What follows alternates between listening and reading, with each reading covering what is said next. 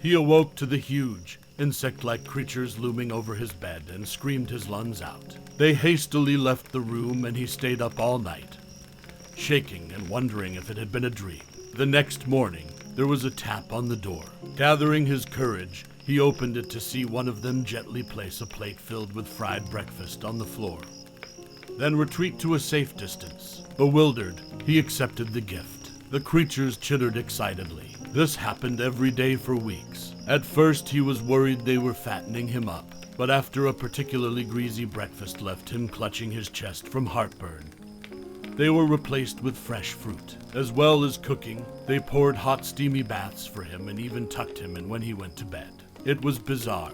One night, he awoke to gunshots and screaming. He raced downstairs to find a decapitated burglar being devoured by the insects. He was sickened, but disposed of the remains as best he could. He knew they had just been protecting him. One morning, the creatures wouldn't let him leave his room. He lay down, confused but trusting as they ushered him back into bed. Whatever their motives, they weren't going to hurt him. Hours later, a burning pain spread throughout his body. It felt like his stomach was filled with razor wire. The insects chittered as he spasmed and moaned. It was only when he felt a terrible squirming feeling beneath his skin that he realized the insects hadn't been protecting him. They had been protecting their young. I don't know why I looked up, but when I did, I saw him there. He stood against my window.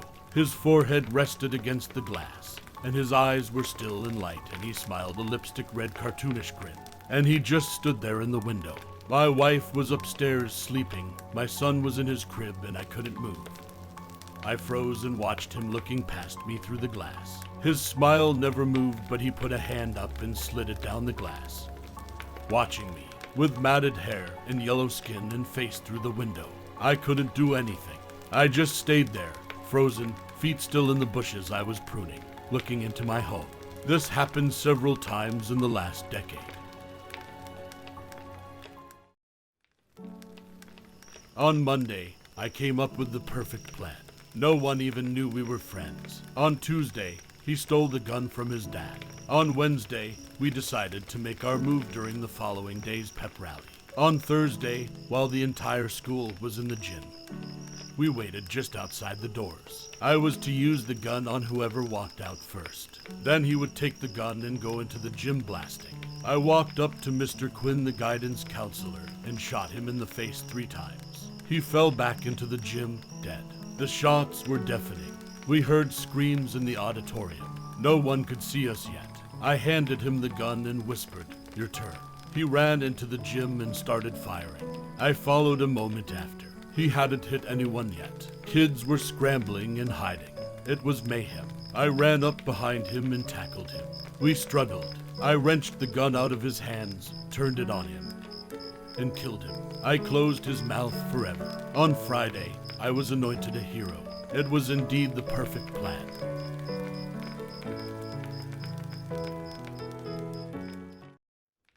I hate it when my brother Charlie has to go away.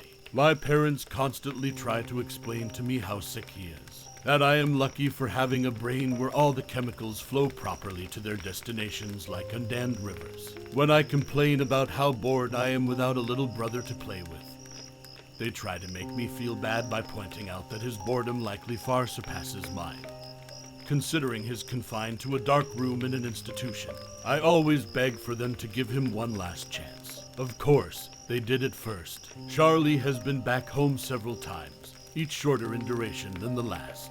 Every time without fail, it all starts again. The neighborhood cats with gouged out eyes showing up in his toy chest. My dad's razors found dropped on the baby slide in the park across the street. Mom's vitamins replaced by bits of dishwasher tablets. My parents are hesitant now, using last chances sparingly. They say his disorder makes him charming, makes it easy for him to fake normalcy, and to trick the doctors who care for him into thinking he is ready for rehabilitation.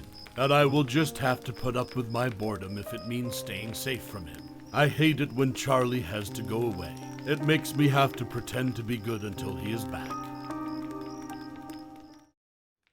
My daughter woke me around 11:50 last night. My wife and I had picked her up from her friend Sally's birthday party. brought her home, and put her to bed. My wife went into the bedroom to read while I fell asleep watching the Braves game.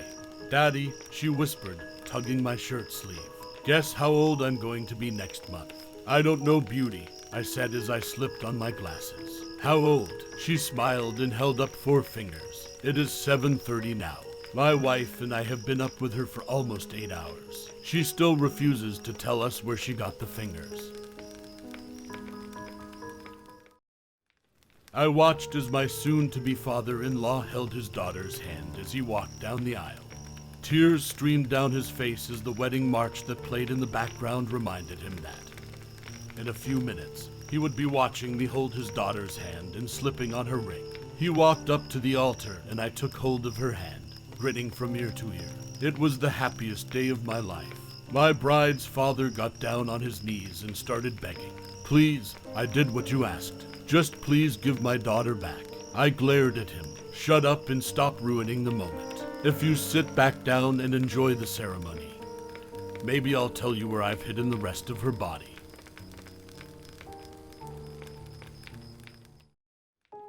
When my sister and I were kids, our family lived for a while in a charming old farmhouse. We loved exploring its dusty corners and climbing the apple tree in the backyard. But our favorite thing was the ghost. We called her Mother because she seemed so kind and nurturing. Some mornings we would wake up, and on each of our nightstands, we'd find a cup that hadn't been there the night before. Mother had left them there, worried that we'd get thirsty during the night. She just wanted to take care of us. Among the house's original furnishings was an antique wooden chair, which we kept against the back wall of the living room. Whenever we were preoccupied, watching TV or playing a game, Mother would inch the chair forward, across the room, toward us. Sometimes she'd manage to move it all the way to the center of the room. We always felt sad putting it back against the wall. Mother just wanted to be near us. Years later, long after we'd moved out, I found an old newspaper article about the farmhouse's original occupant. A widow. She'd murdered her 2 children by giving them each a cup of poisoned milk before bed. Then she'd hanged herself. The article included a photo of the farmhouse's living room, with a woman's body hanging from a beam.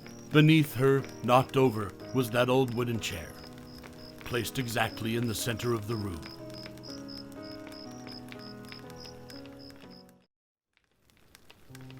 He had been given the watch on his 10th birthday. It was an ordinary gray plastic wristwatch in every respect except for the fact that it was counting down.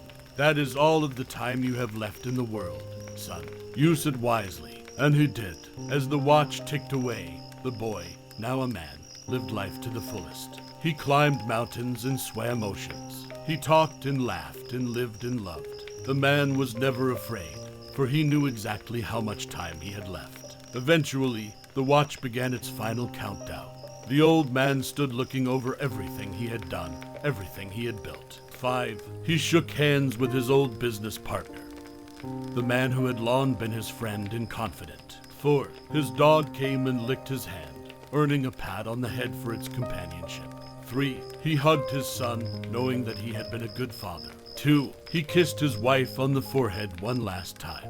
1. The old man smiled and closed his eyes. Then, nothing happened. The watch beeped once and turned off. The man stood standing there, very much alive. You would think that in that moment he would have been overjoyed. Instead, for the first time in his life, the man was scared.